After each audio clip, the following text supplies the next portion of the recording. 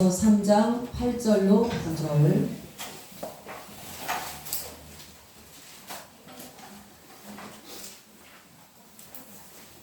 갈라디아서 3장 8절로 9절. 다 찾으셨으면 우리 합독하십니다. 또 하나님이 이방을 믿음으로 말미암아 의로 정하실 것을 성경이 미리 알고 먼저 아브라함에게 복음을 전하되 모든 이방인이 너로 말미암아 복을 받으리라 하였느니라. 그러므로 믿음으로 말미암은 자는 믿음에 있는 아브라함과 함께 복을 받느니라. 아멘. 예, 이제 우리 청년들 성경을 참 몇십 년의 교회를 다니면서 성경을 읽었지만 아브라함에게 복음을 전했다라는 말을 처음 읽었어요. 깜짝 놀랐어요. 아브라함에게 복음을 전했다라는 말씀 들어보신 적 있으십니까? 아브라함에게 복음을 전하신 하나님의 그 음성. 아브라함에게 복음을 전하셨던 하나님의 음성이 오늘 저와 여러분에게도 복음의 음성이 들려주실 수 있는 축복이 있기를 원합니다. 성경에서 제일 먼저 전해진 복음은 창세기 3장 15절에 여자로 너의 원수가 되게 하며 그 예수 그리스도를 보내주셔서 그 구원하실 것에 대한 원시복음이라고 해서 창세기 3장 15절에서 처음 복음이 증거됐습니다. 그리고 시간이 많이 흘렀고 하나님은 어느 날 아브라함이라는 그 한 사람을 택하셔서 그에게 복음을 증거하시면서 그로 인하여서 믿음의 조상이 될 수 있도록 하나님은 그를 선택하셨고 부르셨고 뽑으셨다라는 것입니다. 오늘 아브라함에게 전하신 그 복음이 우리들에게까지 전달되어져 와서 오늘 우리들의 마음속에 아브라함에게 전했던 그 복음이 우리들의 마음에 전해짐으로 인하여서 다시 한번 복음의 중요성 그리고 또한 아브라함을 어떻게 인도하셨는지를 우리가 한번 살펴보면서 복음의 여정, 복음을 받은 사람들이 가야 되는 여정을 우리가 한번 살펴보시면서 저와 여러분이 하나님이 주실 은혜에 기대하시면서 마음문을 여시고 기도하시는 마음으로 말씀을 들으시는 은혜가 있기를 원합니다. 먼저 8절을 보시면 하나님이 이방을 믿음으로 말미암아 의로 정하실 것을 성경이 미리 알고 먼저 아브라함에게 복음을 전하되 하나님이 아브라함에게 복음을 전하셨습니다. 근데 그 전한 복음의 내용이 뭔가 모든 이방인이 그러니까 이스라엘 백성 말고 다른 지역에 있는 모든 이방인들 그 하나님께서 이때 이방인에게 복음을 전하기로 작정하셨기에 오늘 저와 여러분이 예수 그리스도를 믿고 구원에 이르고 오늘 이 자리에 있을 수 있는 것을 깨달으시면서 하나님의 계획은 그 먼 시간 전부터 물론 창세전부터 우리들은 하나님 앞에 예정된 택한 사람들이지만 그 모든 것들을 이루시기 위해서 이렇게 아브라함을 택하셔서 하나님이 또한 이렇게 복음을 전하셨다는 것을 우리는 마음에 새기시면서 하나님의 사랑에 감사하시는 은혜가 있기를 원합니다. 아멘. 그런데 그 복음의 내용이 뭔가 이방인이 너로 말미암아 그러니까 이스라엘 백성 아닌 다른 나라의 모든 이방인들도 아브라함이 믿었던 하나님의 아브라함의 믿음 아브라함이 뭘 믿었는가? 예수 그리스도가 오실 예수 그리스도를 믿었고 하나님을 믿는 믿음으로 복을 받으리라 라고 하신 그것이 복음이라는 것입니다. 복을 받으리라 줄여서 말하면 복을 받으리라 복 받기 싫으신 분 여기에 한 분도 안 계실 것입니다. 물론 여기에서 말하는 복은 세상에서 말하는 복이 아니라는 것을 우리는 잘 알고 있습니다. 우리에게 주시는 복은 예수 그리스도 그분 그 자체인 것입니다. 예수 그리스도를 우리에게 주시고자 하시는 그 복을 받으리라 하는 그 약속이 아브라함으로부터 시작이 됐다라는 것을 오늘 기억하시면서 9절 그러므로 믿음으로 말미암은 자는 믿음이 있는 아브라함과 함께 복을 받느니라.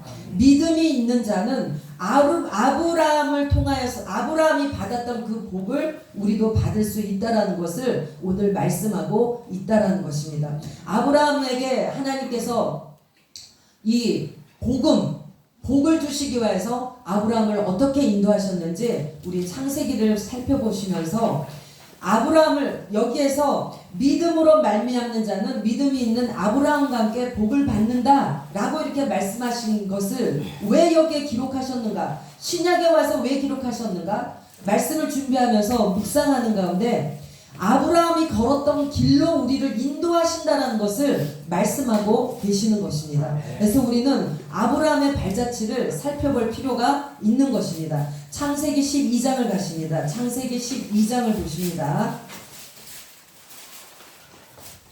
자, 이제 아브라함이 하나님으로부터 이제 최초의 복음을 받는 장면인 것입니다. 창세기 12장 1절 여호와께서 아브라함에게 이르시되 너는 너의 고향과 친척과 아버지의 집을 떠나 내가 내게 보여줄 땅으로 가라. 이것이 복음을 주시기 위하여서 하나님께서 아브라함에게 말씀하신 첫 번째의 말씀인 것입니다. 복음은 복된 소식인데 복음 그 자체는 예수 그리스도예요. 근데 그 예수 그리스도를 우리 안에 아브라함과 같이 모셔드리기 위해서 또한 아브라함이 그 복음을 받는 자가 되기 위해서 하나님은 나타나셔서 아브라함에게 말씀하셨는데 먼저 무엇을 말씀하고 있는가? 너는 너의 고향과 친척과 아버지의 집을 떠나라. 떠나라는 말씀을 먼저 하셨다라는 것입니다. 저와 여러분이 예수 그리스도를 믿기 위해서 우리가 맨 먼저 듣는 음성이 뭔가? 떠나라는 음성인 것입니다. 아멘. 어디에서 떠나야 됩니까? 세상에서 떠나라는 것입니다. 아멘. 세상과 짝하여 살았고 세상과 친하게 살았던 모든 방법, 모든 그 내 마음이 가 있는 모든 것들에게서 먼저 떠나라는 것이에요. 거기에 포함된 것이 고향, 친척, 아버지의 집. 줄여 말하면 뭐겠습니까? 육신에 속한 모든 것이에요. 고향은 얼마나 좋습니까? 모든 사람들이 고향 하면 그리워하고 고향을 너무 좋아해요. 그 다음에 친척, 얼마나 가까운 관계고 정말 뗄 수 없는 관계입니까? 더 나가서 아버지의 집, 내 육신의 아버지의 집 너무너무 좋아요. 그런데 하나님은 아브라함에게 복음을 증거하시는데 맨 먼저 들려주신 음성이 떠나라는 것이에요. 떠나는데 어디에서 떠나는가? 이렇게 내가 귀하게 여겼고 내가 친밀하게 여겼고 내가 소중하게 여겼고 내가 정말 이것을 놓으면 안 되고 내가 이것을 위해서 살았다라고 가안이 아닐 것들에게서 먼저 떠나라는 것입니다. 고향, 친척, 아버지의 집. 그러면은 아마 들으시면서 속으로 뭐야?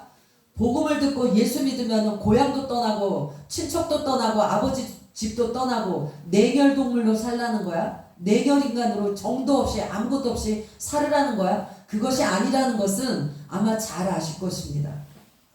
오히려 주님을 우리가 믿으면 믿을수록 고향을, 친척을, 육신의 부모를 더욱 공경하고 사랑할 수 있게 된다는 것을 우리는 알 수 있어요. 그러나 그러한 사랑은 내 육에서 나오는 사랑이 아니고 점점점 이런 고향과 친척과 아버지의 집을 떠나면 떠날수록 우리 안에는 예수의 사랑이 자리 잡아서 예수의 사랑으로 고향을, 예수의 사랑으로 친척을, 예수의 사랑으로 아버지의 육신의 부모를 공경할 수 있는 자리에 있다라는 것을 우리는 알고 있다라는 것입니다. 그러기 위해서 먼저는 주님께서 우리에게 뭘 원하시는가? 떠나라는 것입니다. 떠나. 네가 속해 있는 모든 곳에서 떠나라. 떠나고 그 다음에 어떻게 하는가? 떠나되 내가 보여줄 땅으로 가라. 내가 지시할 그곳으로 가라는 것이야.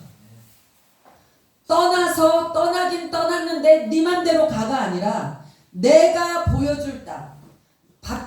성경 바뀌기 전에는 내가 지시할 땅 이렇게 돼 있어요. 저는 지시할 땅이 더 좋은 것 같아요. 주님이 지시해 주실 그 땅으로 가라. 주님의 지시를 받고 가야지 떠나기는 떠났어. 마음에서 고향도 버리고 친척도 버리고 내 육신의 어떤 것들을 어느 정도 버렸어. 그런데 떠났어. 떠났는데 가라고 하니까 이제 또 내 맘대로 가는 거예요.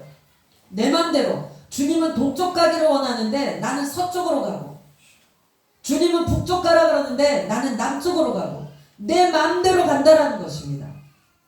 주님, 내가 내 육에 속하여 있는 곳에서 떠날 수 있는 마음을 주시고, 육에 속하여 있는 것들에게서 과감하게 떠날 수 있는 그러한 마음을 나에게 믿음을 허락하여 주시고, 떠날 마음이 있는 나에게 가라 하시되 주님의 날마다 지시를 받고 갈 수 있도록 도와주시옵소서. 내 맘대로 이쪽 갔다 저쪽 갔다 우왕좌 돌고 돌아 그 자리 되지 않게 하시고, 주님이 지시하실, 주님이 보여주실 그 땅으로, 주님이 인도하시는 곳으로만, 주께서 앞장서시는 곳으로만 내가 따라갈 수 있도록 나를 좀 도와주시옵소서. 우리는 기도하셔야 될 줄 믿습니다. 이것이 복음의 시작인 거죠. 주님께서 아브라함에게 하나님께서 복음을 주시면서 시작점이 뭔가? 떠나라, 가라로 시작을 하셨다라는 것이에요. 그러므로 저와 여러분도 내 속에 있는 것들을 계속 떠나보내셔야죠. 그리고 우리도 또한 주님이 가라고 제시하시는 곳으로 따라갈 줄을 알아야 된다는 것입니다. 언제까지나 주님이 가라는 곳으로 못 가고 가지 말라는 곳으로 가려고 하는지 우리들의 정말로 지혜 없음을 하나님 불쌍히 여기시고, 오늘의 이 1절의 말씀이, 그래서 아브라함은 어떻게 했습니까? 이 말씀을 대로 따라갔고 떠나갔고 따라갔다라는 것이. 그런데 오늘 하나님께서는 이 말씀을 주시면서 아브라함의 이 한 절의 말씀처럼 그냥 다 떠나보내고 다 가라는 대로만 갔으면 참 좋겠죠. 우리들은 그런 생각을 합니다. 아니, 하나님은 왜 이렇게 연단을 오래 하셔? 그냥 단칼에 딱 해버리시지. 마음도 싹 바꿔주고, 내 마음도 바꾸고 네 마음도 바꾸고 네 안경도 바꾸고 내 안경도 바꾸고 한 칼에 딱 해버리셨으면 너무 좋겠는데, 조금씩 되는 것 같다 또 제자리 조금씩 그리고 또 돌아다니고 돌고 돌아서 한참 갔나 왔는데 보니까 제자리에 와 있고. 하나님 왜 그러시는 거예요? 아브라함을 보니까 알 수가 있어요. 단칼에 할 수는 없어요. 이렇게 하나님이 지시를 해서 아브라함이 떠나기도 하고 하나님의 말씀을 따라서 가기는 가요. 그러는데 이것이 완성되기까지 몇 년이 걸렸느냐? 이 복음이 완성되기까지 근 한 35년 정도 걸렸다고 볼까요? 그 오랜 세월을 걸려서 35년에서 아마 40년 정도 걸린 그 긴 여정을 아브라함은 이제 이때 시작을 하고 있다는 것입니다. 그 복음의 내용이 뭔가? 2절, 내가 너로 큰 민족을 이루고 내게 복을 주어 내 이름을 창대하게 하리니 너는 복이 될지라. 아브라함이 믿었던 하나님, 아브라함에게 오실 예수 메시아를 약속해 주셨는데 그것을 아브라함이 믿었다는 것입니다. 그것을 믿은 아브라함은 복 그 자체라는 것입니다. 복이 될지라. 저와 여러분이 이렇게 예수 그리스도를 나의 구주로 믿는다면 우리 모두가 복의 근원인 줄 믿으시기 바랍니다. 복이 될지라. 그런데 이것이 요즘에 잘못 전달되어져서 기복신앙으로 빠져가지고 교회 나오는 목적이, 예수 믿는 목적이, 예수 믿으면 잘 된대, 예수 믿으면 사업 잘 된대, 예수 믿으면 건강해진대, 예수 믿으면 자녀가 잘 된대, 예수 믿으면 전부 육신에만 속해 있는 거예요. 육신의 것들만이 잘 되는 것이 복이라고 생각하는데 그것이 아니라는 것을 우리는 너무너무 잘 알고 있습니다. 복은 뭡니까? 복은 예수 그리스도의 그 자체시오. 예수님 안에는 모든 보화가 들어있는데, 예수님은 지혜로우시고, 예수님은 총명하시고, 예수님은 재능이 있으시고, 예수님은 능력이 있으시고, 예수님에 대해서 이사야 11장에 쭉 나와 있어요.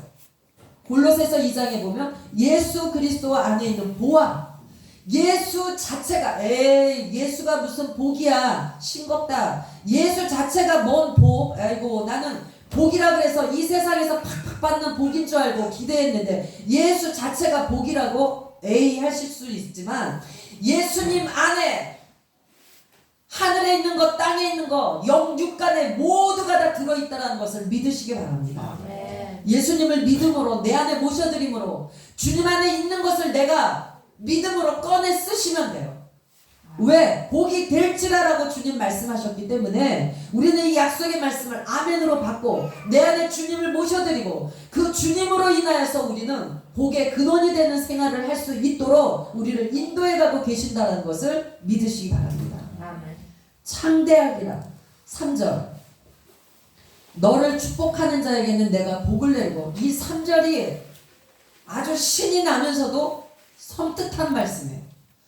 너를 축복하는 자에게는 내가 복을 내리고 너를 저주하는 자에게는 내가 저주하리니. 우리는 복 자체이시기 때문에 누군가 우리에게 복을 빌어주고 누군가 우리에게 친절하게 하면서 복을 빌어줄 때 그도 복을 받고 나도 복을 받아. 너를 축복하는 자에게는 내가 복을 내리고, 우리는 복을 빌어주는 사람들이 돼야 되는 줄 믿으시기 바랍니다. 내가 상대방의 빈 복 때문에 내가 복을 받아요. 내가 우리 예지 집사를 축복했더니만 그것 때문에 여기 뭐라고요? 나에게 복을 주신다라는 것입니다.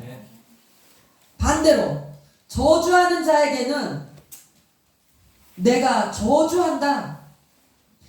하나님의 복을 받은, 하나님의 생명이 있는, 하나님과 함께하는 사람에게 겁없이 저주하다가 저주받는 자리에 들어가는 일 없도록 정신을 바짝 차리시는 은혜가 있기를 원합니다. 이것은 제 말이 아니라 하나님의 말씀이에요. 하나님의 사람들을 향해서 함부로 말하다가 저주하다가 저주를 받는다는 것이에요. 제 말입니까? 하나님의 말씀이에요. 두려운 마음으로 받으시는 은혜가 있길 원합니다. 그러므로 우리들의 입이 바뀌어져야 돼요. 우리는 어디에서든지 뭘 하는 사람들이 돼야 되는가? 복을 빌어주는 사람들이 돼야 돼요. 축복합니다. 주님의 이름으로 축복합니다. 자, 우리 연습하십니다. 서로 돌아보시면서 주님의 이름으로 축복합니다. 주님의 이름으로 축복합니다. 네. 주님의 이름으로 축복합니다. 이것이 입에 붙으셔야 돼요. 내가 누군가를 저주하면, 내가 예수 그리스도를 믿고 있는 한 내 입으로 누군가를 저주할 때 그 저주가 어디로 가는가? 나에게로 온다는 얘기예요. 나에게로 와요. 너에게로 가고 나에게로. 너무너무 무섭습니다. 오늘 이 말씀을 꼭 마음에 새기시고 복을 빌어주는, 어디에서든지 복의 말씀을 증거할 수 있는, 상대방을 축복해 줄 수 있는 그 은혜가 저와 여러분에게 넘치시는 은혜가 있기를 원합니다. 땅의 모든 족속이 너로 말미암아 복을 얻을 것이라 하신지라. 4절 아브라함이 여호와의 말씀을 따라갔고 롯도 그와 함께 갔으며 아브라함이 하란을 떠날 때에 75세였더라. 왜 나이를 기록하셨을까요? 75세에 아브라함은 시작이 됐어요. 복음을 받고 이제 주님과의 여정이 시작이 됐다는 것입니다.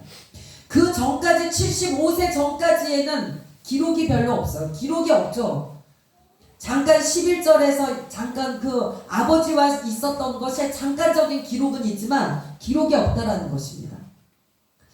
주님 앞에서의 기록되는 시간은 언제부턴가? 우리가 복음을 받고 예수 그리스도를, 물론 우리는 창세전에 기록된 자들이지만 하나님께서는 더욱 기억하시는 것이 우리가 예수님을 믿고 복음을 받아들이고 시작되는 기점부터, 누가 몇 살부터 나의 복음을 받고 나와 동행하기 시작을 했지? 더욱 기억하신다는 것입니다.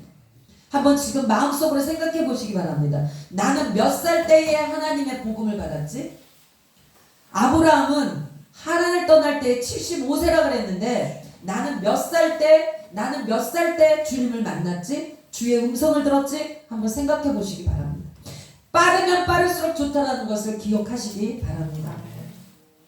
자, 이렇게 해서 이제 아브라함이 이제 그 하나님의 말씀을 따라서 이제 그 고향과 친척과 아비집을 떠나서 이제 주님의 지시를 따라서 이제 여행이 시작이 됐습니다.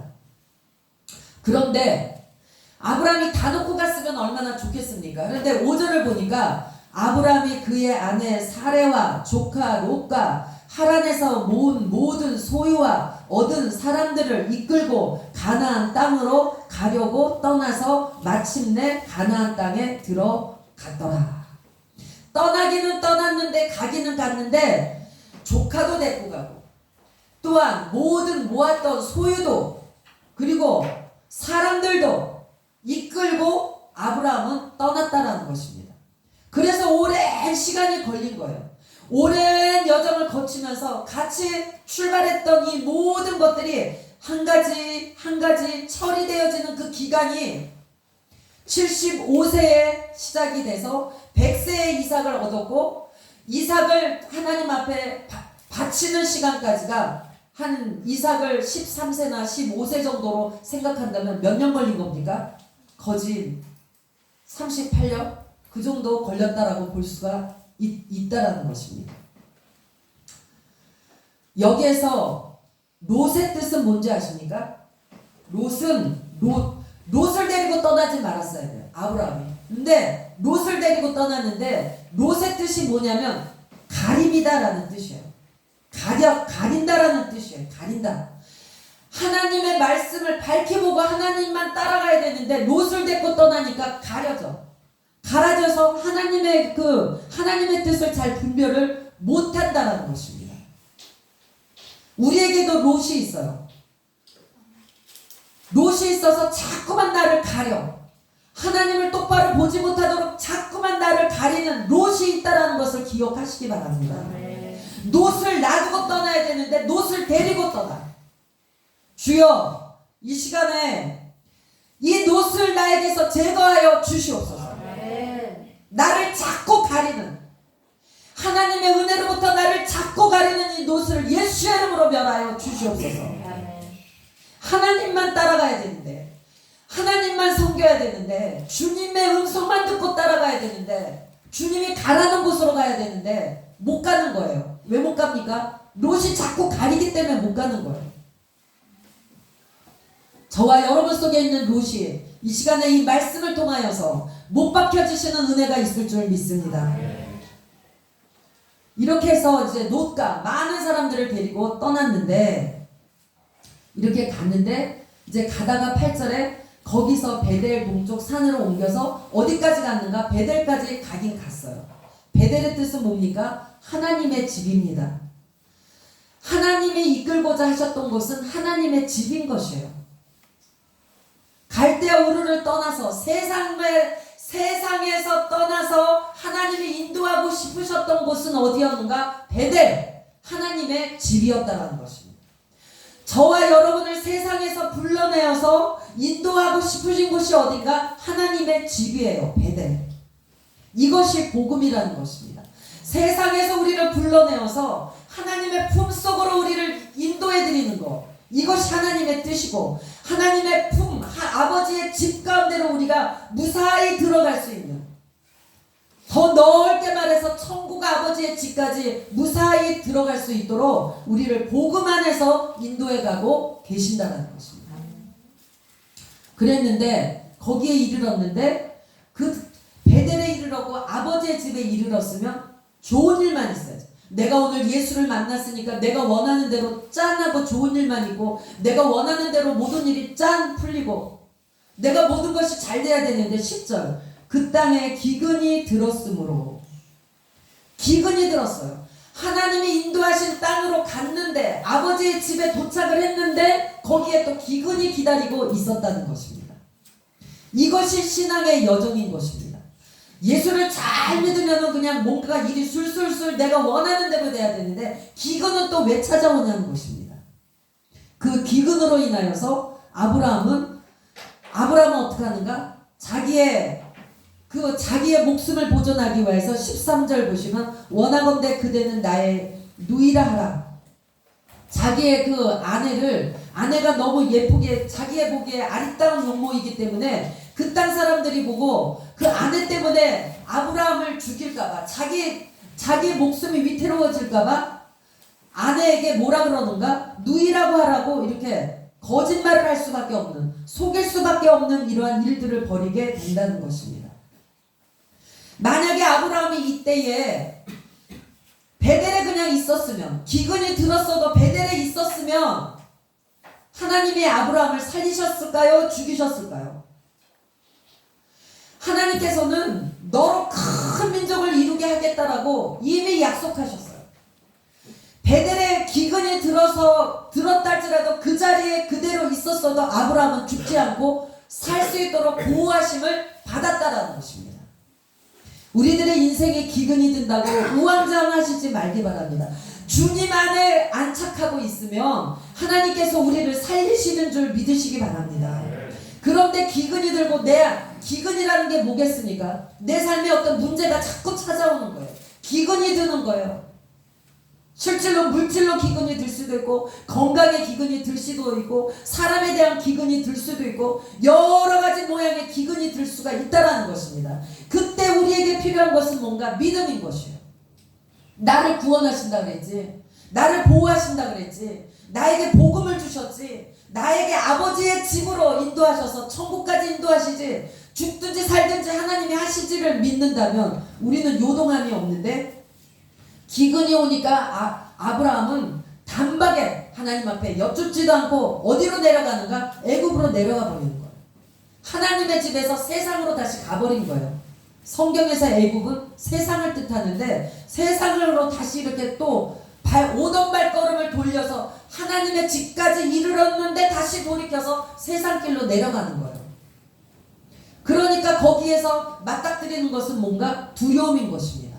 두려움. 내 아내 사례가 보니까 너무 예쁜데 내 아내를 취하기 위해서 나를 죽이지 않을까? 라는 두려움이 딱 기다리고 있는 거예요. 두려우니까 그 두려움에서 벗어나기 위해서 그 다음에 하는 방법이 뭔가? 거짓말입니다. 속이는 거예요. 아내를 누이라고 속이는 이런 일들. 근데 두려웠던 대로 일이 벌어집니다. 15절. 바로의 고관들도 그를 보고 바로 앞에서 칭찬함으로, 사라가 이쁘긴 이뻤나 봐요.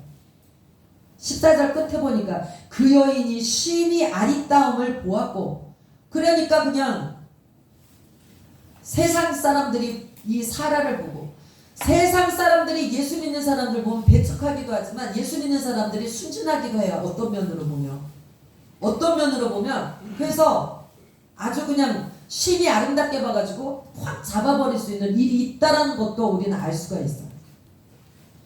예수 믿는 사람들이 대체적으로, 나쁜 사람들도 있지만 대체적으로 착하고 순진하고 세상에 때가 덜 묻었기 때문에 순하단 말이에요. 그 세상의 눈으로 볼 때는 아리따게 보일 수가 있어.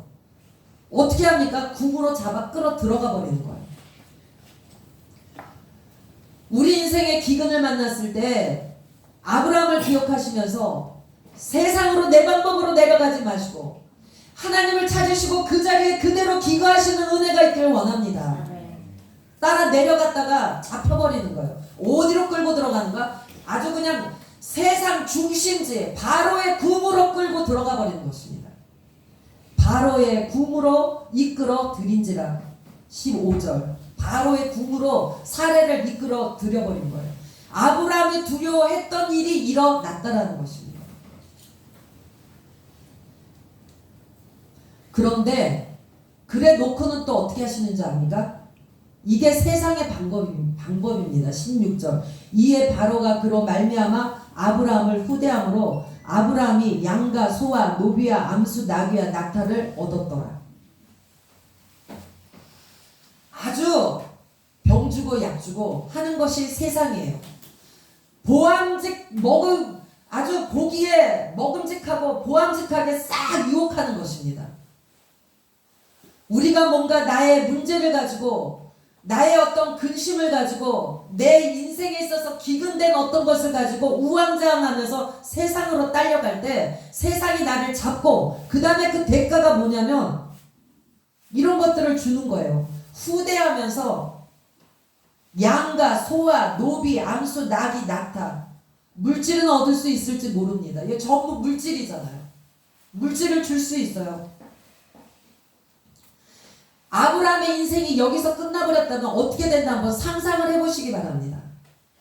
기회껏 하나님의 말씀 듣고 왔는데 끌려 들어가가지고 세상에 딱 붙잡혀가지고 세상에서 뭐를 줬는가? 후대하면서 많은 것을 줬어요. 물질적인 것을 많이 줬어요. 이것이 진정한 복이고 이것이 하나님이 원하시는 방법이었을까요?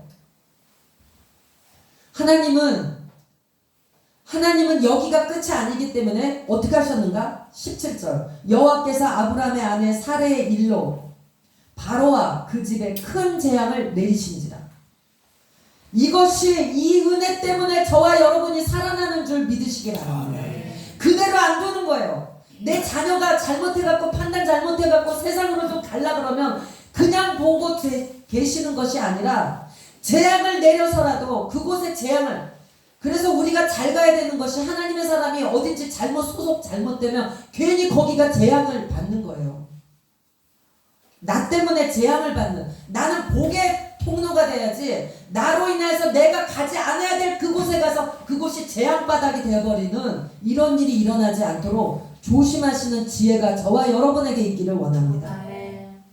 제가 신학교 다닐 때 참 많이 듣던 말 중에 하나님이 한 사람의 신학생, 한 사람의 목사를 만들기 위해서는 그 주변 사람들을 다 망하게 해버린다는 말이 있었어요. 왜? 물질 있으면 이 목회자 길로 안 가고 자꾸 세상으로 가니까 다 거의, 그래서 우리 신학할 때 당시에는 사업하다 망한 사람, 돈 없는 사람들, 뭔 일만 하다 안 되면 신학하는 사람들이 너무 많았어.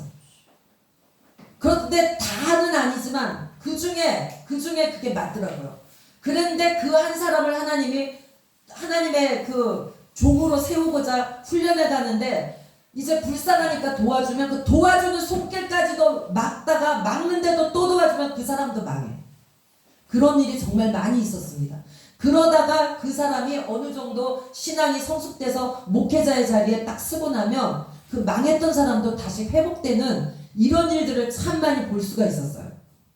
똑같은 거예요. 아브람 때문에 그 가정에 재앙이 그 애굽의 그 궁에 재앙이 내리게 돼서 이제 바로가 어떻게 합니까?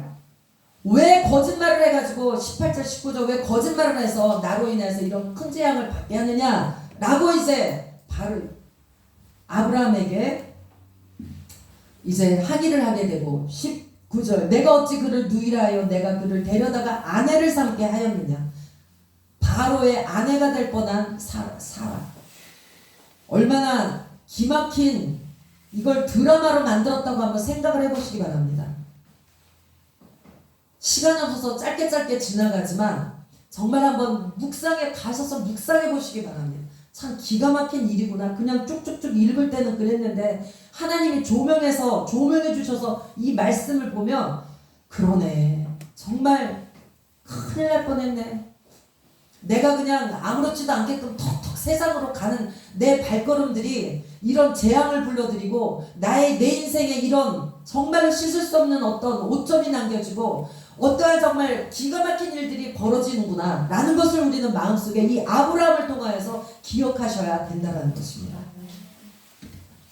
그런데 하나님은 왜 사랑이시고 하나님을 왜 찬양해야 되는가? 이렇게 갔으면 저 같으면 어떻게 합니까? 저 같으면 어째 그러냐고 난리를 칠 텐데 어이구 싸다. 응?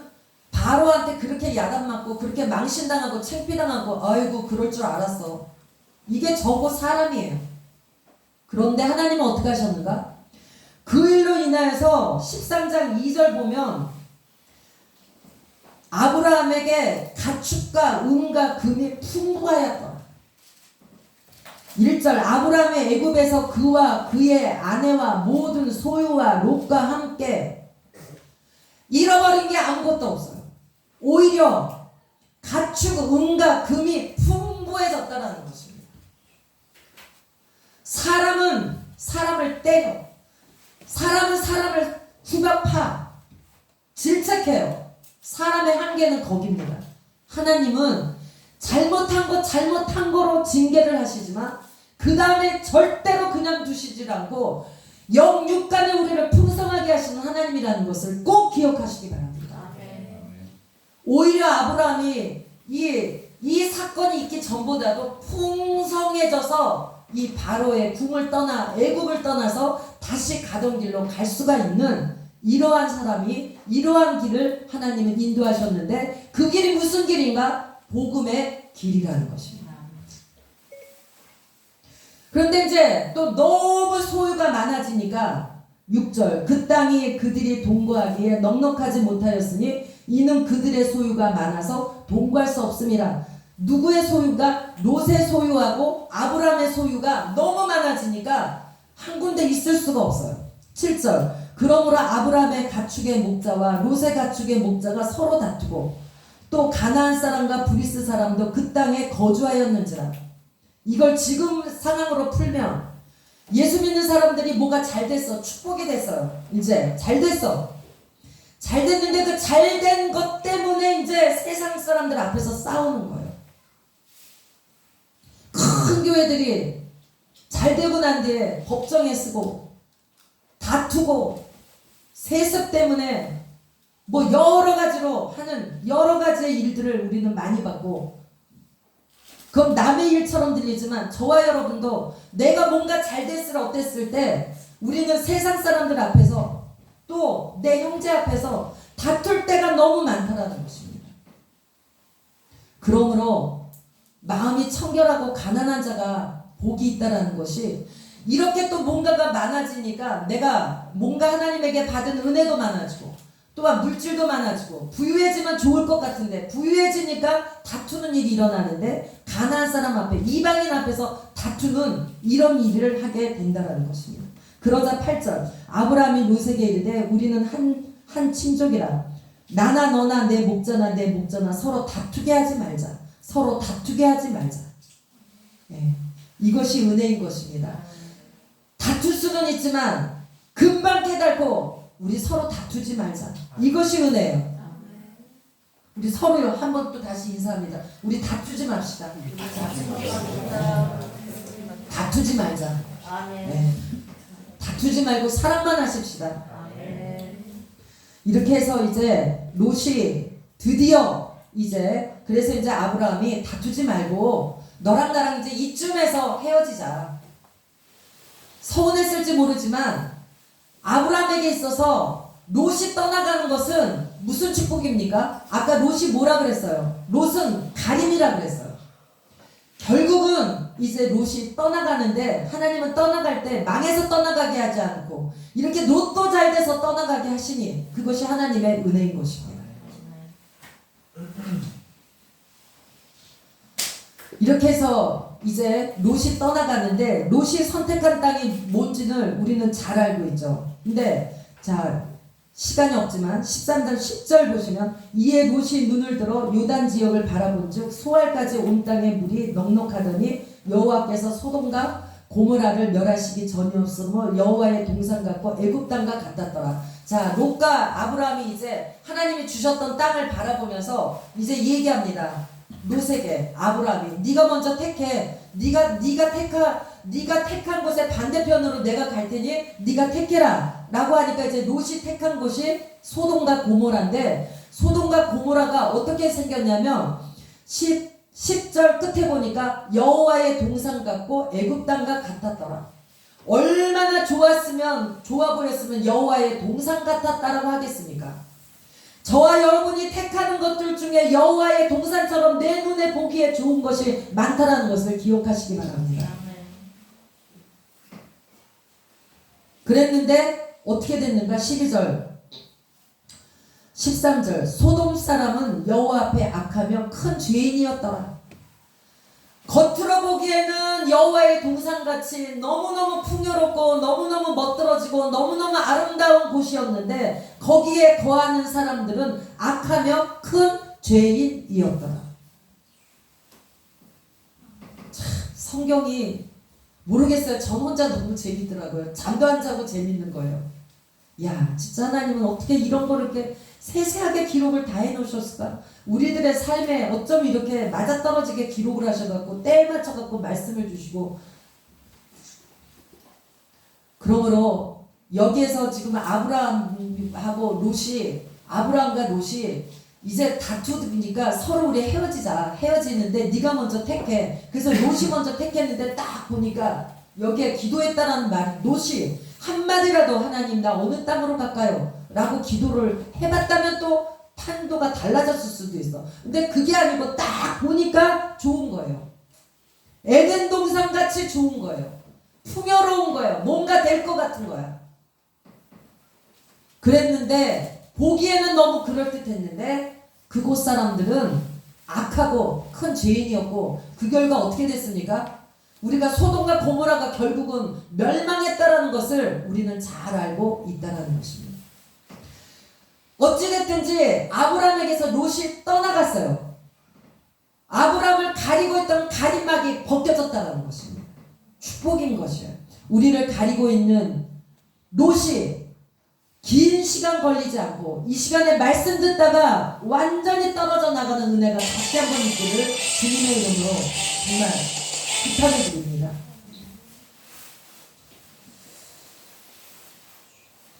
14절 롯이 아브라함을 떠난 후에 이제 아브라함을 가리고 있던 이런 것들이 떠나가고 난 후에 여호와께서 아브라함에게 이르시되 너는 눈을 들어 너 있는 곳에서 북쪽과 남쪽 그리고 동쪽과 서쪽을 바라보라. 보이는 땅을 내가 너 안에 자손에게 주리니 영원히 이르리라. 이렇게 해서 하나님께서 다시 또 복을 명하시고 복을 주시고 이렇게 하는데 이제 우리가 알다시피 소돔과 고모라가 이제 멸망되는 일이 있고 자, 다 살펴볼 수 없고 이제 마지막으로 창세기 22장 복음의 완성 창세기 22장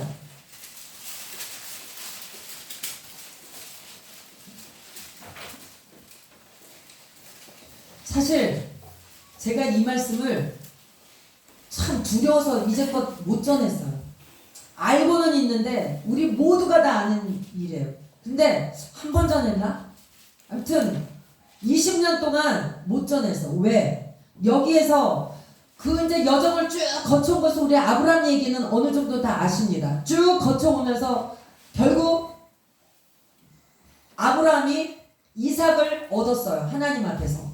그가 노쇠해져서 자기의 힘으로 자녀를 생산할 수 없는 사라도 경수가 끊치고 아브라함도 모든 기력이 쇠하여졌을 그때에 하나님의 능력으로 이삭을 주신 것을 우리는 잘 알고 있습니다.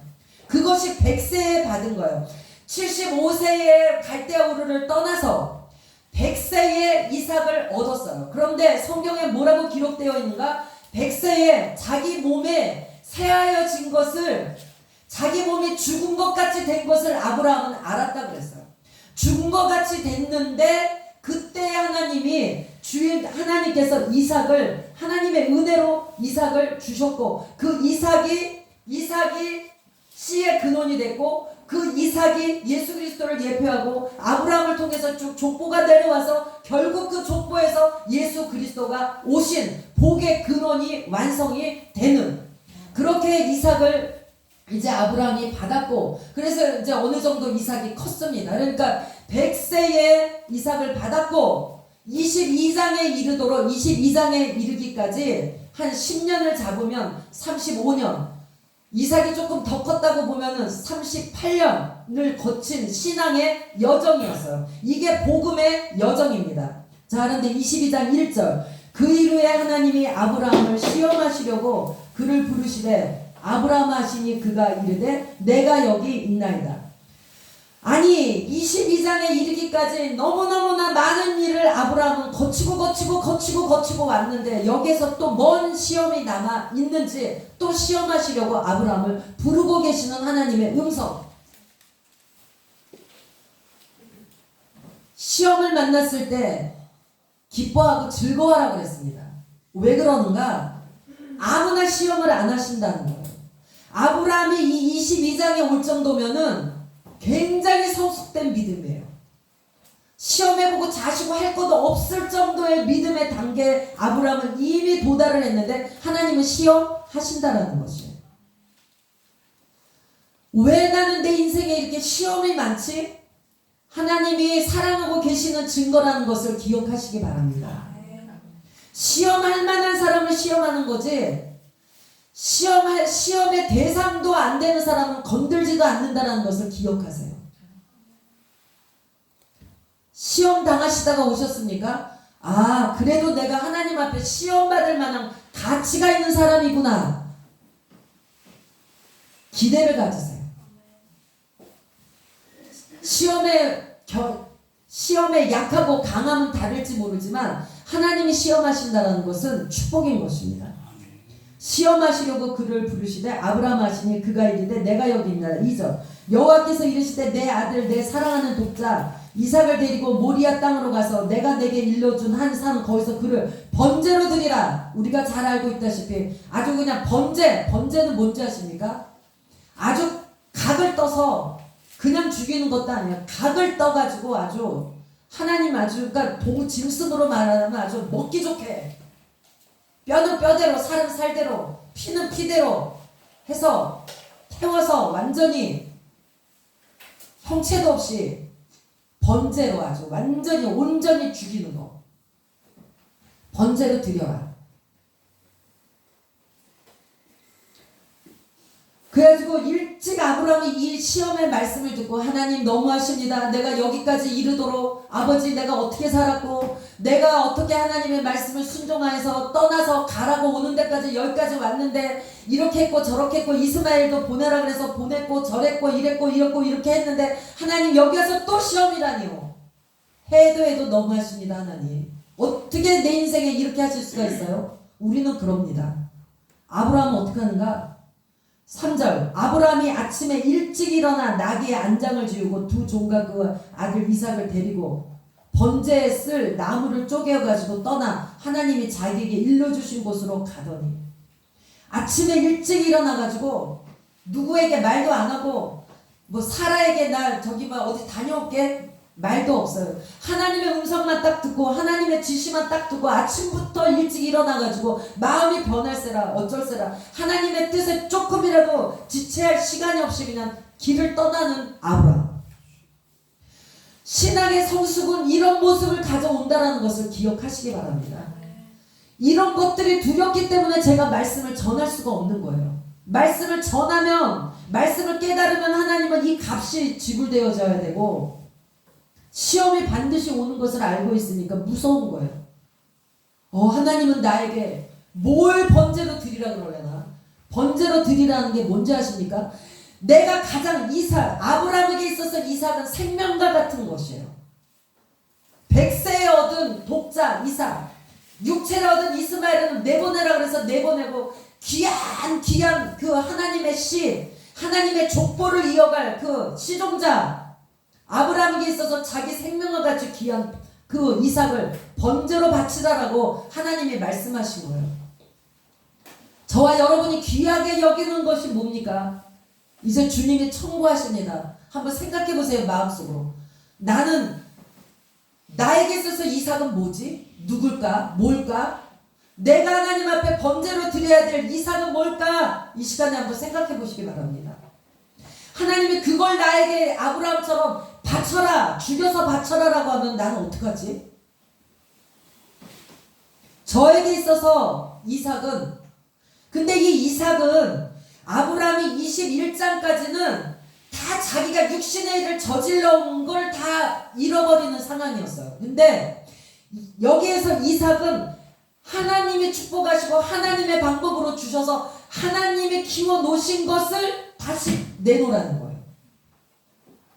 21장까지는 아브라함에게 있었던 육신의 것들이었다면 22장에서의 이게 이삭을 번제로 드리라는 거에서 이 이삭은 하나님이 주셔서 하나님이 키우시고 하나님이 다 계획하고 한 거를 나한테 줬다가 너 그거 죽여서 나한테 바쳐 라고 하고 있는 거예요.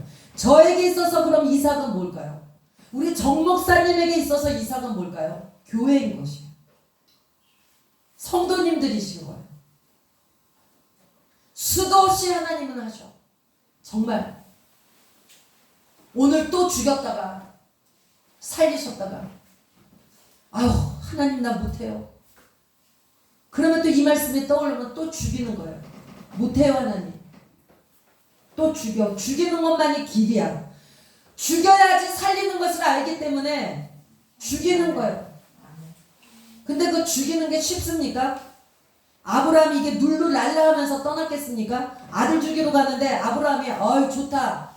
하나님은 반드시 살리실 거 믿으니까 나는 믿습니다. 할렐루야 기쁩니다라고 떠났겠습니까? 아브라함이? 일찍 떠나기는 떠났지만 그 아브라함의 마음이 믿음으로 떠나기는 떠났으면서도 그 마음은 착잡할 수도 있고, 참 하나님의 길을 가는 것은 이렇게 어렵구나 라고 생각할 수도 있고, 죽어야 살지 묵상하면서 아마 그런 마음으로 아브라함이 가지 않았을까? 이것을 히브리서 11장의 19절에서는 저가 하나님이 죽은 자 가운데서 능히 살리실 것을 생각하면서 이삭을 데리고 갔다라고 히브리서 11장 19절에 이렇게 기록되어 있어요.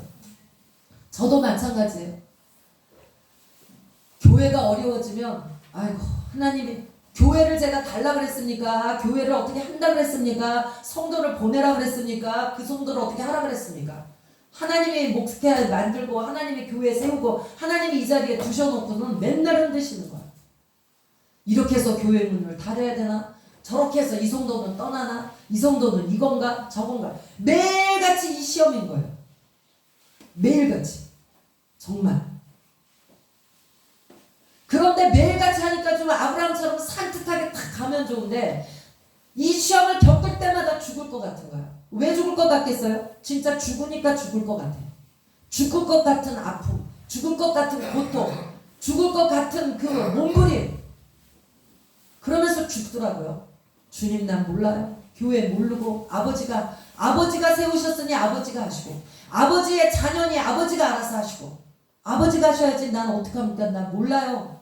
아버지 손을 놓지만 뭘 갖고 놓겠습니까? 살리실 것을 믿는 믿음으로 놓는 것이요. 그게 목자의 마음입니다. 부족하지만 작지만 수도 없이 하나님은 정말 하나님 나를 왜 여기다 두셨냐고 울기도 많이 울고, 그러면 하나님이 너 그럼 바꿔줄까? 만약에 다시 태어나는 게 성경에는 없지만 네가 다시 태어나면 그럼 넌 뭐 하고 싶은데? 주님 그래도 나는 이 길을 갈래요. 너 그럼 너 하는 일 바꿔줄까? 아니요 난 그래도 이 길을 갈래요. 어쩔 수 없이 이 길을 갈 수밖에 없더라고요. 하나님 이 자리에 두셨어요. 그리고 죽이시고 살리고 죽이시고 살리고 이삭을 또 내놓으라 그랬다가 하나님이 주셔갖고 내놨다가 또 살리시고 그러기를 20년 동안 하고 여기까지 왔는데, 아브라함이 38년 됐을 때 이렇게 해서 이제 이삭을 바치는 번제로 바치게 되고, 바치려고 어떻게 합니까? 칼을 잡아서 죽이려고 찌르려고 10절 손을 내밀어 칼을 잡고 그 아들을 잡으려 하니 얼마나 기가 막히겠어요. 하나님이 살리실 것을 생각하고 있지만 칼을 들어서 아들을 찌르려고 하는 그 아브라함의 마음이, 우리들이 저와 여러분의 삶 속에서 내가 아끼고 있는 이삭을 잡는 마음이라는 것을 기억하시기 바랍니다. 저에게 있어서 교회가 이삭이라면 여러분들에게도 이삭이 있다라는 것이에요. 여러분 자신이 이삭일 수도 있어요.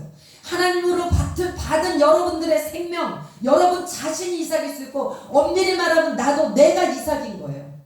나의 속사람, 예수 그리스도로 거듭난 나. 네가 하려고 하지 말고 네 생명, 네 자체를 나한테 바치라는 거야.